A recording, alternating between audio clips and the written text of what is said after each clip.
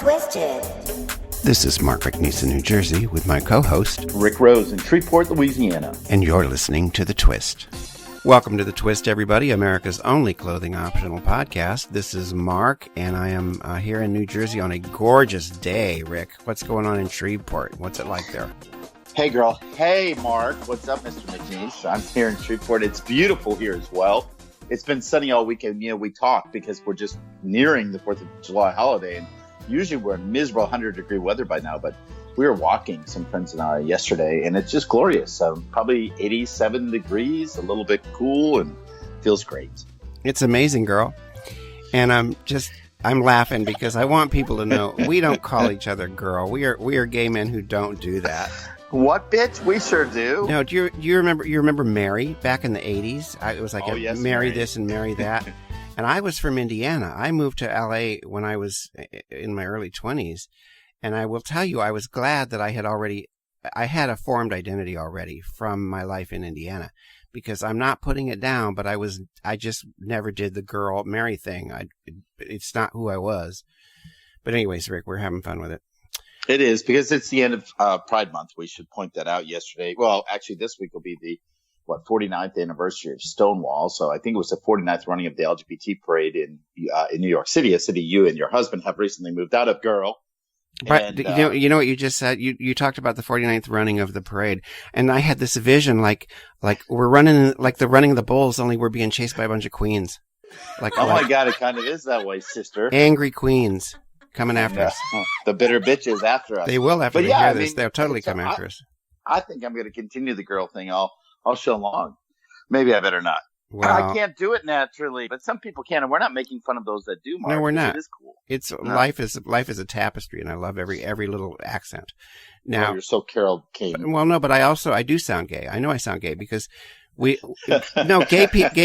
men. Mark, that's how we identify each other. You know, when you're in a grocery store or a drugstore or a restaurant, and you hear a gay man, you turn and look because you just heard a brother. You know, you heard family talking there. Yeah, I do, but not always. Like, I don't think I sound gay, okay? No, you don't. Jim didn't. I mean, Frank doesn't. A lot of people don't sound gay, but I think I've got just enough of it that they look at me. My family members look at me. Anyways, let's get on with our sponsors. Speaking of Pride, it's Pride Month. It's June. We got one more show left in the Pride Month, and did you ever see the show I Am My Own Wife? No. Oh my God, it was amazing. But anyways, I am my own sponsor. So for the last time this month, in June, we're being sponsored by Made Mark Publishing, which is my publishing company. It's the home of the best-selling Kyle Callahan mysteries, the Detective Linda stories, as well as the Lambda Literary Award finalist for anthology Outer Voices in Our Lives, which was LGBTQ people over 50, authors over 50. I've got the Jean Ryan's newest short story collection. She's an amazing writer, and also a reissue of her debut novel, Lost Sister, and also audiobooks. So go to mademarkpublishing.com, see everything that I put out at my other job. My job is cashier now at the giant grocery store, but my other job is writing and publishing. So check out everything that's there. mademarkpublishing.com. Homeboy. Hey, girl, go on. Hey, homeboy. Gal. Tell about your award. Mademark just won not award, but I mean, Amazon gave you a lift again with one of your short stories. My Kindle. Yeah, I wrote a Kindle single. It's called Stop the Car. And for people who don't know what Kindle singles are, about 3-4 years ago, Amazon Kindle started a program called Kindle Singles where you could get short stories for 99 cents. That's how it started. Now you can get essays and other stuff, but it's all short form writing, mostly short stories, and you have to get into it. It's not, you can't just do it. You have to be accepted into the program. And I was 2 years ago, and the short story called Stop the Car, which is not gay. It's about not really, but it's about a spaceship and these 3 kids in Indiana from 1977. It's actually based on something that really happened to me. But anyways, it's done really well, and they keep using it as in their Kindle Prime Reader program, which is a new thing the last 6-9 months, and they pay me a lot of money. So, good. I gotta support myself somehow, and it's definitely I'm really proud of it. I'm really happy that I was selected for that, and that I've been able to to pull in some cash and some also the fact that it's a really good piece of fiction. Snap, baby. That's awesome, baby. Our show is also brought to you by Robinson Film Center. You can learn more about the Robinson Film Center at robinsonfilmcenter.org. It's amazing how we lead everybody to the World Wide Web, but that's how you learn about these things, because Robinson is centered right here in Northwest Louisiana in the beautiful downtown strip of Shreveport, Louisiana. But doesn't mean you shouldn't come and make it a destination, because they have a beautiful bistro upstairs called Abbey Singer Bistro. Features a certain burger of the month that has the best grits and shrimp. If you have never experienced that great southern dish, Chef Tootie will take good care of you, as will Tiffany behind the bar and the slew of servers. And then downstairs is where it all happens. Movies, 2 big screens, special monthly series if you want to drive over for the Maccentric The Rewind, which is old classic movies like Universal Soldier, El Mariachi this month. They also have silver screenings, which are presented by the Louisiana State University Health Department. Movies like Cool Hand Luke and Guess Who's Coming to Dinner. And they have a great series I mentioned last week called Heels and Reels, presented by ACE, which is our arts, culture, and entertainment section of the local paper. And this week's showing this week is Dirty Dancing. My Best Friend's Wedding will be next month. And it's a great place, guys. Go check it out. I saw a great movie there, Mark. You should see it. There's 2 running right now. One is called Paris Can Wait, and the other is called The Book of Henry with Naomi Watts. The Book of Henry was astounding. It was a beautiful movie about a single mom with 2 boys. Sounds blasé, but it's a really great movie at Robinson Film Center. Excellent. And I love the name Chef Tootie. I mean, you have the most amazing. Last week it was Buffet or somebody. Boofy. Oh, somebody yeah. Boofy. Buffet. Today this week you got Chef Tootie. I love that name. Like Chef Tootie. Chef Tootie Morrison is her official name, but we just call her Tootie. Hey, Tootie. Shout out, girl. If anybody wants to be a sponsor of the show and get their product or their business out there, or their book is cool. I love doing books. Just drop us a note at podcast@thetwistpodcast.com. Boop, boop. We got some great headlines coming up. We call them what, Mark? Oh, what's news? What's news? So here's what's in news. Here's a little tease of at least 6 of them. Mark and I will go into those. We each have a topic to address. Mark is pissed off about something this week. We'll share that. Yeah. I'll end with an inspirational quote. That's the way the show. Yeah, you get a little worked up, aren't you, Mark? Well, I will be. I get worked up. It's a process. Because first we start with some fun headlines. Here's one that's going to be talked about today. You've heard of Uber, but have you heard of Pooper? Dykes on Bikes cheers Supreme Court ruling about, quote, disparaging trademarks. Whoa. This is how many insects you can consume a year when you drink your coffee. It's time for goth culture to embrace the gender identities of all its members. Speaking of which, gay high school football player in Texas performed at halftime in makeup with his drill team. New Yorkers, scientists will pay $1,000 to study your rat infestation. There you go. Check them out. That's what's in news. We're going to go right into it. I'm going to start with the Uber headline because I love this, Mark. It's happening. We mentioned New York City. Uber for pooping is here, and now it can never go back. New York City has a big problem. There aren't many clean, reliable bathrooms. You walk into a facility. I've learned to kind of track down hotels that I can just pretend I've stayed at and walked to the back to find the restroom. But if you haven't, Charmin, the toilet paper company, is giving New York City a taste of toilet freedom. For 2 days, they drove around a van called the Van Go. You could go to charminvango.com, schedule a time. It would meet you on the corner of 47th and 2nd Street. You'd go in, you'd take a clean dump, pay, and be on your way. This really happened, Mark. And they're testing it to see if it should be a full-time thing. Well, I like innovation. There you go. Dykes on Bikes cheers Supreme Court ruling about disparaging trademarks. Now, if there's a music group called The Slants. They're Asian Americans, and they were unable to get their name trademarked because of the trademark. What do you call it? Whatever the trademark offices has a policy against trademarking names that would be considered offensive.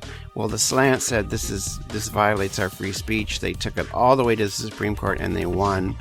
And one of the groups who are really happy about it are Dykes on Bikes. Now, I think we've talked about that. I love the word dyke, and especially older dykes that I know. they're not going to stop using it just because you got some genderqueer. I mean, why isn't that offensive? You got this younger folks going like, oh, dyke, it triggers me. It's a trigger calling me a dyke. The old dykes are, fuck that. We've been dykes on bikes for like 40 years. And also the Dyke March. They have a Dyke March in New York City and various places around the country. So they were really happy because they don't consider dyke offensive. And we really should be able to say what we want to say. You know what I mean? Like a lot of people we've talked about before don't like the word queer, but so what? It's free speech. I love this story. This kid is 19 years old. His name is Austin Hodges. He's attending the University of Houston. But previous to that, he was a high school player in Anahuac, Texas. And of course, Texas is a country of its own and always has issues with, all eyes are on Texas for what decisions they make regarding the LGBT community often. But the headline was gay high school football player performed at halftime in makeup with the drill team.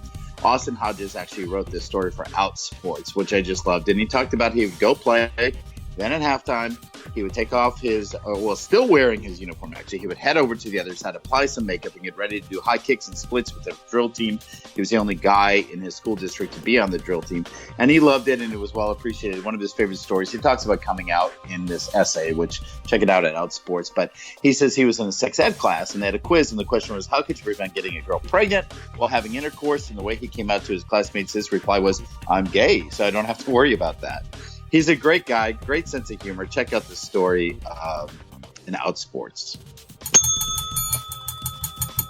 It's time for goth culture to embrace the gender identities of all its members. This was an interesting thing because who thinks about this stuff? Obviously, the person who wrote this op-ed, Sonia Vatomsky, is her name. But anyways, there's a conflict. She said there's a conflict between fashion as gender expression and fashion as expression, period. And apparently, in the goth community, they dismiss their transgender members, and it can be a fine line because a lot of goth guys do the makeup thing and don't consider that gender nonconforming. You understand what I'm saying? Yeah, you do. So they're having to come to terms with that within the goth community, and I wish them all the best. I like it. I was just going to shout out to a couple other people that on my last headline that I didn't. There's also in Outsports, there was a gentleman that came out, an NFL player that came out, and his name is Ryan Callahan. He's a former NFL offense lineman. But it's cool because his coming out was responded with an overwhelming amount of support that he got through emails and things for his coming out. Also this week, New York Pride Parade yesterday marked the owner of the Warriors, which won the NBA playoffs this year, and his lover, his husband, actually, I think, rode on the float. So we've come a far way in the sports world. This one's a little different, though. My headline is this: Breaking Bread is the food tour that doubles as a form of activism. Taking it back to the streets of New York, I love this. Subtitle on it is How You Spend Your Lunch Money Can Be a Political Statement. So there's a tour company that is launched in New York, Scott's Pizza Tours, that actually features restaurants and foods from the 7 targeted countries from Trump's proposed ban. So you go and you try Iranian food, Iraqi food, Libyan food, Somalian food, Sudanian food, Syrian food, and food from Yemen. The tours have sold out as soon as they were announced. More dates announced. I think it's pretty cool. So go check out those foods while making a political statement. You have your bell today? Oh, I was going to, this popped into my head a minute ago, just to be clear, too. I don't say dude either. I don't do Mary and girl, and I don't do dude, bro. Bruh. None of that. It's just not natural for me. So anyways, New Yorkers, scientists will pay $1,000 to study your rat infestation. New York City's estimated 2 million rats, which is more than the population of Manhattan, the island of Manhattan, have a notorious reputation as disease-spreading, house-destroying, fire-starting vermin. But despite that ubiquity, very little is actually known about them. So, eager to learn more, a research team has offered $1,000 to study rat-plagued homes and businesses in the city. So, we don't have rats. Anyways, I think this was fascinating. I like it, Mark, real quick. I like it because, I usually highlight a video in one of my stories that you can go online and find the video. There is one out there. I almost did the story that since you did this, I'll tag on it. Of a woman that saw this bag of garbage, a literal bag of garbage from one of the trash cans from the subway, move across the platform, and she videotaped it. You can see it online. And when it was revealed, it was a rat pulling this entire bag of garbage. It's really nasty. Oh, my God. That's horrible. I'd be so afraid. Here's the title. This is how many insects you can consume a year when you drink a cup of coffee. Yeah, we all know we've gone for popcorn and we've drank coffee, and you hear these studies out that, the FDA allows so many, rat hairs in popcorn, or so many rat turds. Peanut butter and roach wings. Sure. Peanut butter is amazing. So when I was reading this study about the potential average number of insects or insect fragments that are consumed each year by food, peanut butter will rate to a high. I think it's number 10, Mark. But in the study, they showed that 94% of households have peanut butter in them. Peanut butter is so popular. Oh, it is. I love it. When you're checking things out at the grocery store, because I know that's your other job, beware, because coffee rates is an all-time high. I think it's like over 2,000 insect pieces. Broccoli, frozen broccoli, 1,660 insect segments you'll consume if you eat broccoli during the course of the year. Brussels sprouts are one of the lowest, so comparatively, frozen Brussels sprouts, only 54 insects are in them over the course of a year. Chocolate, really, really high, guys. 5,988 insect fragments are allowed yearly in the amount of chocolate you consume. Oh my God. I gotta go throw up. I'll be back. How many more you got? Oh, keep going. I lost count. Well, we got to get to our topics, but I got two more here. Here's a real quick one, and then I'm going to do one that's connected to my big topic one. Anyways, have you heard of the artist Banksy? Yes. Yeah. So, anyways, tell us. Here's the headline: Did a UK producer, Goldie, that's the producer's name, just confirmed the identity of Banksy? I just think it's an odd name because I always say Bansky, like it's Banksy, but it's Banksy. I think it's just a hard thing to say. But anyways, the identity of Banksy is very closely held secret. Like nobody apparently knows who they are. But Goldie, who is a friend of Banksy's, mentioned in an interview, dropped the name Robert as Banksy's name. So it could be none other than Robert Del Naja, a lifelong friend of Goldie's and a member of the band Massive Attack. So anyways, it's possible that Banksy was just exposed. Oh, interesting. Yes, I will do one more, and then my last one will lead into my hot topic. This is kind of cool, but kind of weird at the same time. Canadian hotel wants to get its hands on whoever stole a human toe. Manager of the hotel laments, this was our new toe and was a really good one. So this downtown hotel in Dawson City, Canada, uses in its signature drink called the Sour Toe Cocktail a real human toe. That's still so disgusting. Do you give it back to them? Yeah, it was. So there's only one toe. And so the sour toe, if I went in and ordered it, we couldn't drink it at the same time. I would consume it. I would give it to Frank to consume it. We'd pass it around the table, whatever. But people come from all over the world to try the drink, which is basically a shot of whiskey with a dehydrated toe in it. I don't even know where to go with this. But apparently they had a new toe because it probably loses its flavor or ability to flavor that whiskey.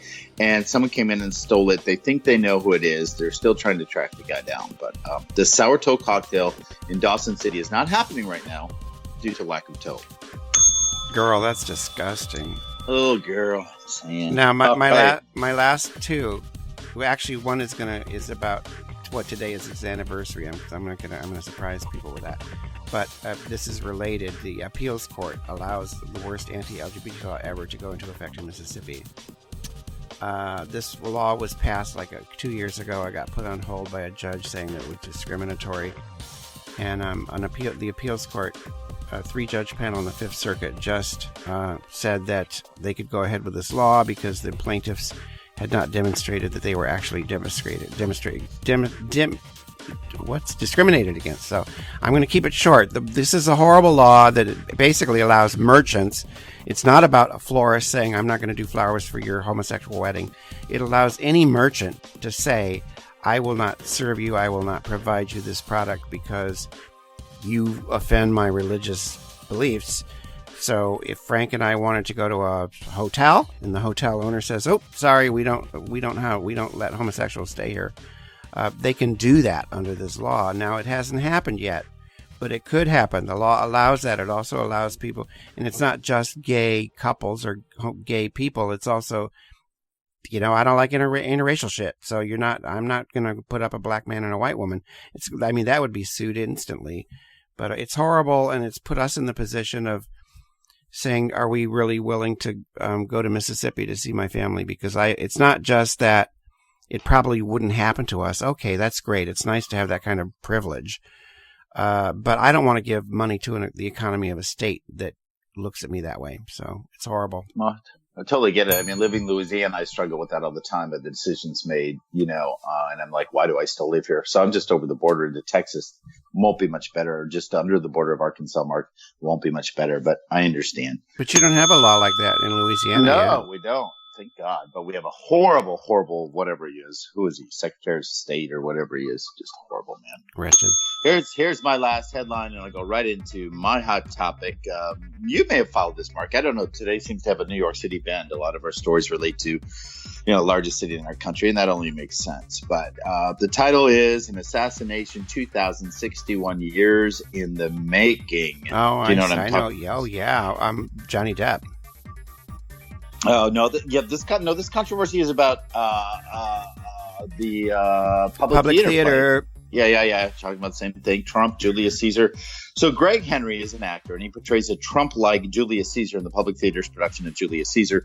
It ran 10 shows, and then the public caught wind of it, and all the Trump supporters started to say this show's horrible, causing the NEA to actually write a letter and say, hey, we just want to go on record saying that we're not supporting it, causing some corporate sponsors of the wonderful public theater that Joe Papp created many, many years ago, currently run by Oscar Eustis, saying, well, we're going to pull our money away because we shouldn't really have a show that, condones the assassination of a president. But it was really unique. And a woman played the role of Mark Anthony, an actress named Elizabeth Marvel. Now, the cast did say, except for the actor, Greg Henry, that they weren't aware. They played it, they rehearsed it, but apparently some of the actors said they didn't know until they went into costume tech until the end of the run that they would be dressing like Ivanka and like Donald Trump. I can't help but believe that they knew from the beginning, because how do you rehearse something when you're not, going to the core of what the characters are? But the thing I want to talk about, Mark, is, you and I have theater backgrounds. You are a playwright. I'm a director of stage.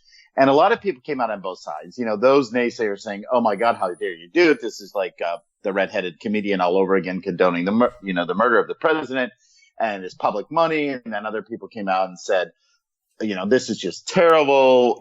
We can't do this, even though these are the same people that didn't comment that I think it was the state of Michigan 2 years ago, a theater company up there did a Julius Caesar with Obama, because these are leaders.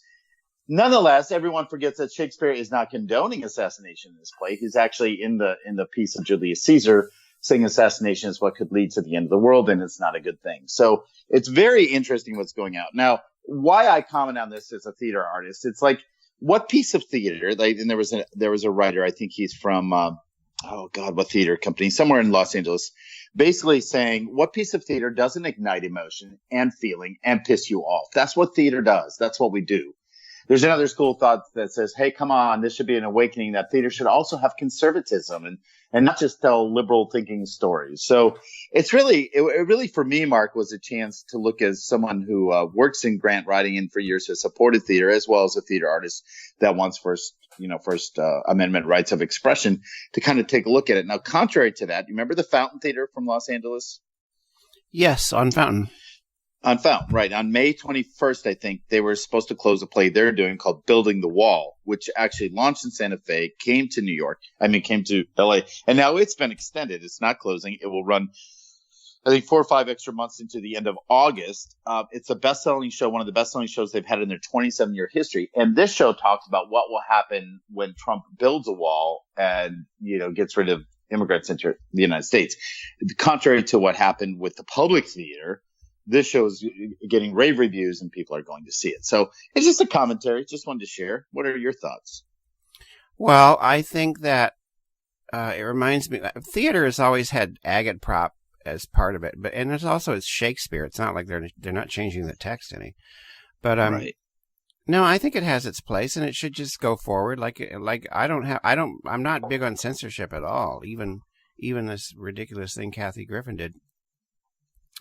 But also, I had read that the show ran for like 2 weeks before anybody even cared, and then 10 shows, yeah. Some viewer called a Fox station or a radio, right-wing radio host, Fox News, complained about it, and it's like, okay, well, you didn't give a shit for 10 days.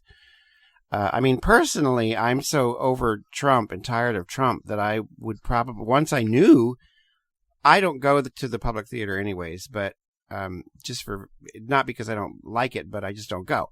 But anyways, I don't want to see a show with a guy who looks like Trump. I just personally don't. But that's me. I don't want it censored. I don't think sponsors should be dropping it. However, I do believe that sponsors pulling out is important. Like when we have things as queer people, we're really offended by something and we pressure sponsors to leave.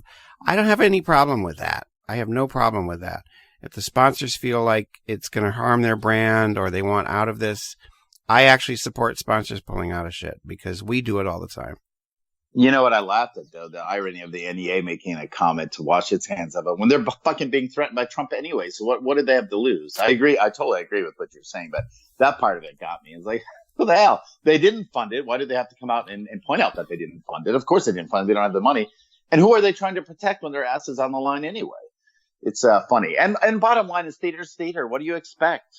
It's going to have aspects to make you think. And anyway, I find it interesting. And I also realized that I cut the show wrong, Mark. I was supposed to let you talk about your subject and me talk about mine, and I jumped the gun. My apologies, sister. Well, dude, listen, I was not going to call you on it. It's okay. We're flexible here. Yeah, love you, mean it. You're up. But that means I got two things in a row, and that's fine. That's good. I love it. I love it. My big topic, and here's where I have some fun in post-production, so you'll have to listen to the show to find out what I do. So anyways, my big topic, and you're going to hear some fun sound effects about this, is today is the second anniversary of the Obergefell. I never knew how to pronounce it. The marriage equality ruling was 2 years ago today, where the Supreme Court, in a 5-4 decision, made marriage equality the law of the land. Wow. And it's been 2 years. And there was the New York Times did a piece today. This is what brought it to my attention. The day after, so June 27th, which is actually when I'll be publishing our show, they highlighted 12 same-sex couples, many of whom were the first in their cities to get married on that day. And then they did a whole profile piece today about it. So if you want to read that, great. But mostly it brought to mind for me the fact that it's been 2 years since we had marriage equality. Now, some states had it before then. Frank and I got married before this ruling. We got married. We were waiting for our rights to be recognized nationally. And when DOMA fell, which was before this, when DOMA was declared unconstitutional, that's when we got married because we would be federally recognized, or we were supposed to be in all of the states. But the Supreme Court ruling was a different thing. That actually made marriage equality mandatory across the country. But a lot's happened in 2 years, and I think it's also a big topic for me because we're under assault. Like I said, with that ruling, the law in Mississippi. I mean, what good is it if you have a marriage license and when a state won't grant you or recognize any of the benefits that come with that? Right. So if you can be a same-sex couple and you go to Mississippi or Texas or Indiana or somewhere like that, and a bed and breakfast says, "I'm sorry, you offend my Christianity or my religion, so we're not going to put you up here," and they can do that, and you can't sue them. That's what the laws do. They prevent you from having any legal recourse in the state. So what good is it? And that's basically what these jihadists, as I call them, the evangelical jihadists. That's their strategy. That's their plan in as many states as they can, which is basically to create a two-tiered legal system where if you're opposite sex couple and you're married, you get everything. There's no problem with that. But if you're a same-sex couple, they're going to fuck you. You're not going to be able to sit at their lunch counter. You're not going to be able to drink at their little cisgender straight, religious opposite sex drinking fountain. And they're going to fuck you as much as they possibly can. So we've come a long way, but it's a shaky thing. That's my whole point. And because I don't want to carry on too much about it, but it's precarious. It's not, it's what we have is new. It's only been around for 2 years, basically. And it can be undermined if not taken away. And now that the rumors are that Kennedy on the Supreme Court is going to retire, Trump's going to get somebody who I think is going to be even further right because they got rid of the filibuster. He can put anybody he wants to put onto the Supreme Court. And the people that are behind these kinds of things, which is the religious right, Trump's too fucking stupid to know much about anything of a judge that he puts on the court, but he's going to know whether or not they serve his purpose. And you've got Tony Perkins and all those Family Research Council people. So we could be looking at a majority on the Supreme Court that could actually nullify this or do. I don't think it's going to happen, but it hasn't been around long enough for me to feel secure. So, anyways, happy anniversary to the marriage equality. Truly happy anniversary as time goes on. When Mark and I were in the green room talking about the show, I forgot it was 2 years ago today. I used to have the date emblazoned in my brain, and it's 2 years, and now we just assume it, and we should assume it. Should be comfortable with it. But at the same time, I thought you got a tattoo. Oh, I should have. Girl, he gave me a good idea with the rainbow flag. Well, that I don't have either. But all colors, add the colors. But, right now it is, the weekend news about Kennedy's possible, retirement at 80 years old from the Supreme Court. It does, a lot of headlines now saying, I'm so fucking tired of the news, by the way, but I don't watch it. I read headlines and that's it. That's all I do. No, it's all about, Trump's legacy will be secured if he retires because, of course, he'll change the vote of the, it'll definitely go all, conservative vote. So interesting. I want to shout out before you get into your last topic, what you're really pissed about. The guy's name is Rick Welts, and he is not the owner of the Golden State Warriors, but he's the president and chief of operations. He rode proudly in the parade. He came out in 2011. He used to be an executive with the NBA in general, and used to own the Phoenix, was the president of the Phoenix Suns. So shout out to Rick Welts. Shout out, Rick. Shout out, girlfriend. Yeah, girlfriend. We take checks. That's a good one. We take checks. Yeah, we do. What's up? What's pissing you off this week, Mark? Kellyanne Conway. I'm like you. I really do. Especially now that we're in New Jersey, and I actually am having a really great life out here. Everything that I'm doing, I love living out here. But I'm even more like not interested in turning on the news every day and watching this madness that goes on all the time. So, but I do I do read the headlines, especially the New York Times, the Huffington Post. Now that Ariana is gone, I'm much better with the Huffington Post. But anyways, so Kellyanne Conway was on the Sunday talk show yesterday, which I didn't see her, but I read about it. And she was saying what a lot of people, especially Republicans, believe, and it's wrong, is she said to the effect, and it had to do with Medicaid cuts. I'm not on Medicaid. I probably don't think I ever will be unless I need nursing home care, which is a huge thing. Mm-hmm. Because most nursing home care in this country is paid for by Medicaid. So all you Trump voters, hey, have fun when that gets taken away and cut and gutted, and you got to sell your house to pay for your fucking mother in a nursing home. Have fun. But anyways, there's that was a side vent there, Rick. I can do that. But anyways, Kellyanne was like, able-bodied adults can get jobs and have insurance just like the rest of us. Now, here's my rant, and I've done it before, and it's like banging my head against a wall. Tens and tens of millions of jobs in the United States do not provide health insurance, and I get so tired of people having this attitude that because that they're like, it's like she's saying they're not real jobs. So her hairdresser, who probably does not have health insurance from their job, her Uber driver, her cashier. I'm a cashier, so guess what, folks? And then I thought, wouldn't it be great to have one day where everybody who has a job without health insurance didn't show up? Love this. So you could fucking find out what it's like to go to the grocery store or the drugstore or any other store and have nobody there to serve you, because those jobs don't have health insurance, most of them, unless you're full-time. And even then, they're not required to, companies are not obligated to give you health insurance. They are under the ACA. But anyways, my whole point is that she said something that drives me absolutely nuts, because I work with people who have two jobs, many of them. I'm very lucky and blessed, if you want to use that word, that I don't have to have two jobs. This is a semi-retirement job for me. My other job is my writing. But I work with people who work their asses off, and a lot of them have two jobs and they don't have health insurance. So fuck Kellyanne Conway and all these assholes who insist on acting like we don't have real jobs because we don't have health insurance. It's bullshit. Your heads are so far up your fucking elitist asses. I don't know how you breathe. And that's my rant. Woo! Woo, baby, on fire, girl. Girl's on fire. Bitch is flaming. You said you get worked up. I love that about you, Mark. I guess it's the theater in both of us. It's like, as you talk, you get more worked up and you just can't stop. I do it with my friends all the time. They're like, Rick, slow down. But you're right, which is what I'm not supposed to comment on the last one because it's really our last thought. I just want to say, who the fuck is she anyway? I mean, what role does she? Well, what role does she have? I mean, she's there to commentate, make commentary and validate the president's choices. We've never had a position like this in the White House. No, and she's some of that.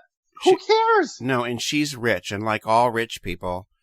At least, I mean, some of them have consciences, but like an awful lot of rich people, she's never going to be aged out of the workforce and find herself working at Walmart. That is not going to happen to Kelly. But I will tell you what will happen to her, and I said it in my Facebook post.